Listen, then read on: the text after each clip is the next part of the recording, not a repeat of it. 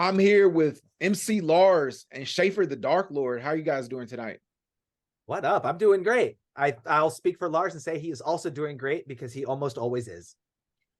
Yeah, and I got the spooky mansion behind me. Oh, Most definitely, man. I was listening to 999. It's a concept album that you guys came up with. You guys are friends, known for your contrasting musical aesthetics that Schäffer kind of alluded to earlier. And you've collaborated before on songs. I have an appreciation for your previous work, such as Cops and Monsters. Why did you join forces to create an EP delving deep into the darker aspects of the Disney universe? Schäffer, maybe you can tell. Yeah, maybe you can tell a story how we met and how this album came to be.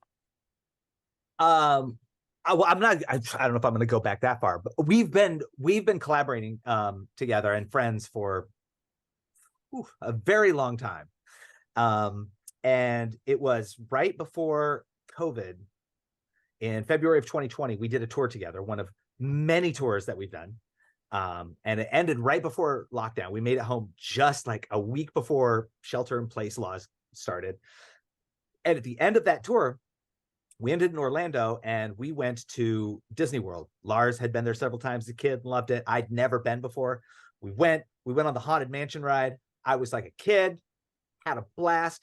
And it was not long after that that Lars had suggested to me, hey, remember how much fun we had on the Haunted Mansion ride? Maybe we should do an album about the Haunted Mansion. And so this originally was going to be a full-length album about just this theme park ride and like every song digging deeper and deeper into its lore. But after a while, we decided to expand that idea a little bit because that's a lot of material to stretch out over 12 songs. So we expanded the idea and decided to make it about just exploring all of the dark and occult elements of the Disney universe. I really enjoyed listening to the album, man. I'm gonna be honest, like I enjoyed it very much sonically. I thought the production, it was really big. These are big records, and I loved it. It's a lot of tracks inspired by the Haunted Mansion, the Black Cauldron, the Sorcerer's Apprentice, the Nightmare Before Christmas. What can listeners expect on the musical journey on 999? Well, thanks, Ryan. That's really nice. Thanks for giving it an open ear and listening, just paying attention. And we really wanted to make something that neither of us would do on our own. So we kind of have like the goth throwback tracks. We have the Pinocchio song is like a waltz tempo sea shanty song about the boat that goes to Pleasure Island. There's some like old school hip hop throwback tracks, and then stuff that's kind of like almost like heavier, darker, like metal inspired. So it runs the gamut, and that's because Disney thematically has so many different aesthetics and styles that we wanted to try to emulate.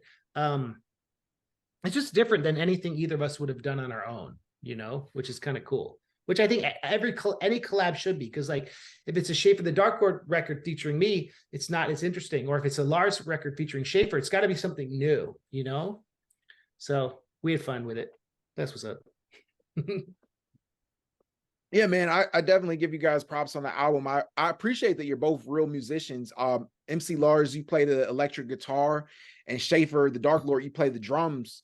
Mm-hmm. And also, Lars, you're pretty happy, Schäffer kind of alluded to earlier, and in your music, you're a little bit darker. How do you guys stay on the same page through the course of recording 999?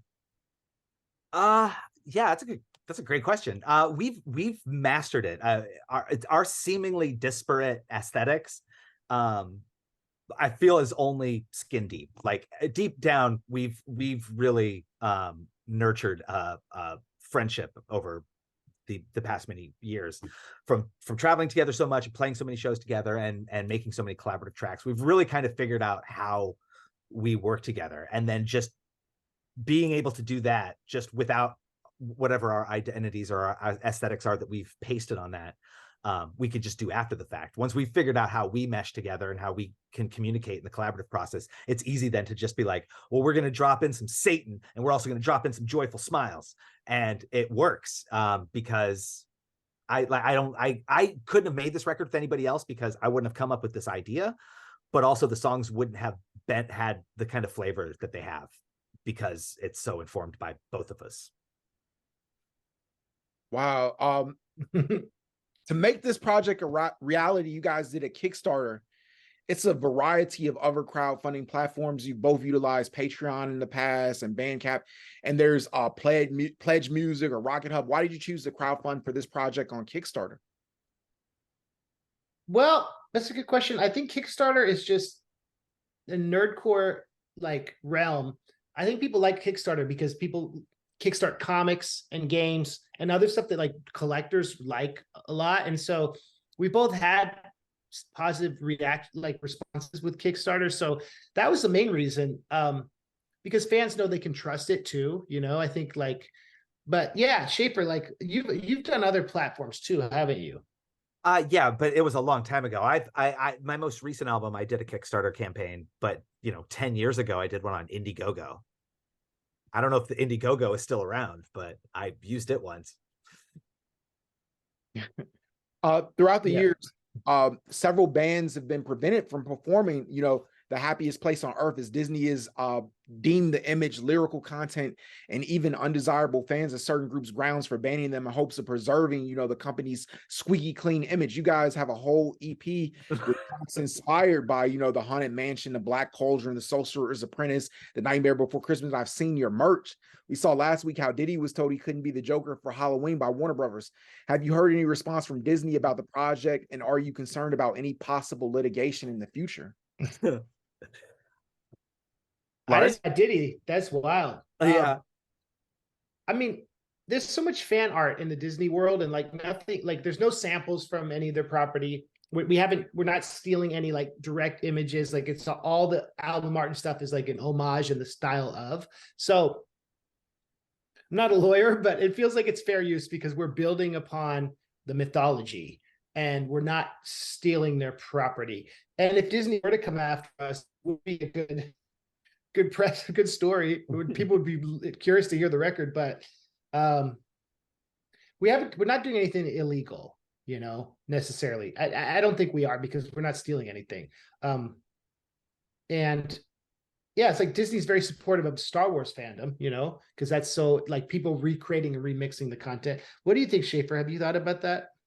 I have, and it's been, I think we're in the clear. Also, none of these songs are just about, like, if there's a song about a specific Disney movie, it's not just, here's a list of details that happen. Here's the characters and locations of that movie. And it's like, here's just a description of it. We haven't done that. We've, in almost all of these cases, we've taken the universe of a particular movie and we've just kind of zoomed in on one moment or one character and told a story using them as kind of a metaphor for some kind of darker theme.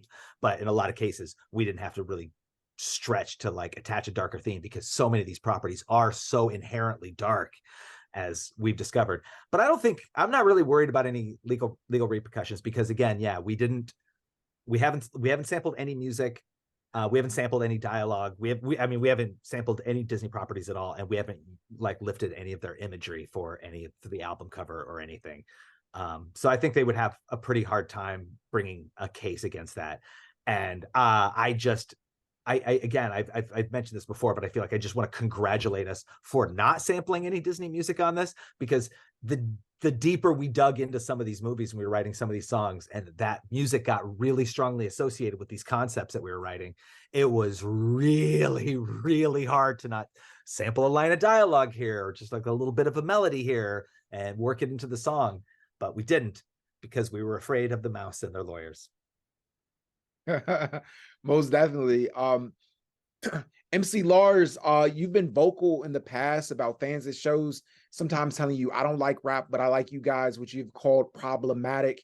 Schäffer the Darklord, has that been your experience as well? I know Lars wrote a blog about nerdcore's limitations in 2009 and in 2010, arguing that white appropriation of Black culture without acknowledging its social roots is a form of racism. I always looked at hip hop as a tool to end racial injustice. Do you see progress towards that goal in 2023? That's a great question. Yeah, I mean, there was definitely, in our community of artists, I feel like there was a time before that Lars post, and then there was the time afterward. I feel like that was a pretty important conversation that he started, and with pretty explosive results, which probably did a good deal of like weeding down people that we wanted to continue working with or knowing when they started kind of showing true colors.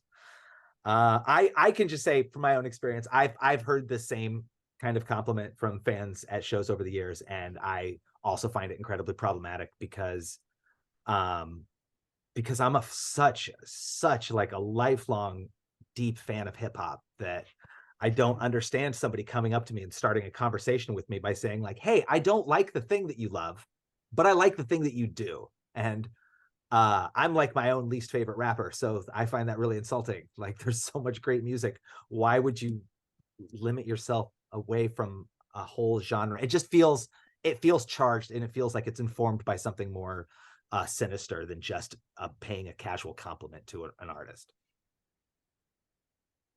And I think, Ryan, in the past 10 years, nerdcore especially has become more inclusive and more representational, and like the cisgender white rappers have kind of been, they're not really at the forefront of it, to be honest. Like the leaders of it are people like Megaran and like a lot of the YouTubers who are non-binary and women rappers, and so I think that like hip hop reflects, it needs to reflect the diversity of the culture. And there was a point where nerdcore didn't do that, and that's when I was like less excited about being part of it. But at the same time, like I'm curious what people of color have to say about the genre and about hip hop, and I've learned more to like listen than try to like share my opinion about what diversity means, because that's the role. It's to be a listener and to take a back seat and just be an advocate and be an ally. And if you do a Disney record, this isn't like a political record necessarily, but it's an album that kind of confronts what it means to be mortal, and we're all mortal, and we have that in common. So like we're all in this together. Yeah. I don't know if that's helpful. Yeah, that's a beautiful message. Yeah. Lars, we were talking about before the interview started that you're on the Nerdcore tour. You got mostly East Coast dates in Canada. What's next for you after that? And Schäffer the Darklord, the same question for you. Ooh, I'm doing this quick tour, and then finishing. I'm in grad school. I'm finishing my master's degree, which is cool. It's on instructional technology, which is kind of fun. And then then Schäffer and I will be doing, like next year, we're doing some shows to promote this record. So that will be kind of cool. That's basically it. And being a dad, hang out with my son, going to the park. That's fun. So yeah. But Mark, you're working on some other stuff too, huh? Yeah, I have a collaborative project with a producer friend named Vince Vandal, who lives in Baltimore. We did an album, a collaborative album together in 2018 called The Department of Darkness, that was very political and very angry. And so I'm going to shift gears right out of this occult Disney record and start working on a new Department of Darkness record with Vince Vandal. So I'm going to stop screaming about Pinocchio and start screaming about the terrible state of the world. Like starting this week, probably I'm going to start working on this album. That's excellent. You guys, I really so much enjoyed the music. The subject of Satan and evil will always remain one of interest for songwriters. Do you believe in the Faustinian exchange that musicians can sell their soul for musical greatness? Well, that is such a great question. Like Wow. I'm, Schäffer and I differ in that, like, we have a lot of similar philosophical beliefs, but I would label myself a Christian, and so like the idea that the Faustian bargain, going back to Robert Johnson and the whole legend of the 27 Club. I mean, I think there's something to be said for the evil is definitely something that's real in this world, whether it's the absence of good. I don't know, but it does exist. I don't know if I believe in Satan as an anthropomorphic character. It's fun to imagine and like write about it and and the way to defeat Satan's ways. But I think that you can like give up part of your humanity to get something back. And that happens so much in the music industry. So that's why that story is so prevalent. And the song, The Wizard's Assistant, about the addiction and like stuff like that, is like all very real in the music industry. Even the Pinocchio song where they go to Pleasure Island feels like when I was in my 20s touring for the first time on a tour bus. It's like just the chaos of all the bacchanalian stuff that happens when you become a brand and lose your humanity and give into like the id, the desires of the id. So yes, I think it's a real thing. And I think it's something that young artists are trying to check and not get caught up in too much. But Schäffer, what do you think of that legend? Do you think it's, yeah? I mean, I think it's great. I am, I guess I would describe myself as Satan agnostic. I write a lot of material. I'm very gripped by ideas of Satan and hell, as like narrative devices, not as a tangible physical thing. But again, only agnostic. I'm anticipating that someday I'll be proven wrong, and I'll be like, wow, yeah. So at least I stayed open-minded. But I share Lars's kind of idea that idea becomes so timeless and transcends throughout like various entertainment cultures. This idea of a person selling their soul is really like, can really be interpreted so many ways. And it could be, you know, losing a part of your humanity. It can be compromising your own ideals and belief system for the sake of like that golden ring, which now mix in metaphors and it's getting convoluted. But for the sake of like attaining some sort of status or some sort of goal, I feel is very, is timeless. But I think I also agree with Lars that I feel like the younger generation of musicians have like a better grasp at like keeping it in check than like, it's just like I don't know. All I ever heard as a kid was like rock stars, they live fast and die young. And so I treated my body like a dumpster through my 20s, and now I can feel it. Definitely, man. MC Lars, Schäffer the Darklord, your new EP 999. Where can people check it out? It's going to be, we're releasing each single on Spotify, and then the album will be out early 2024. So we're getting the word out. So like, yeah, I think the first single is coming out in a few weeks. So Spotify, and check our socials. We'll post, we'll direct everyone towards it. And Ryan, thank you for giving us a platform to talk about the album and some of the ideas. It's really nice to you.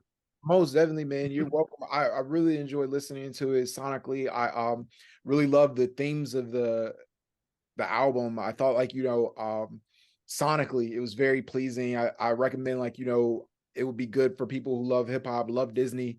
It's like, you know, a great album, man. You guys did some great work, and I'd love to have you guys back anytime, you know. So thank you.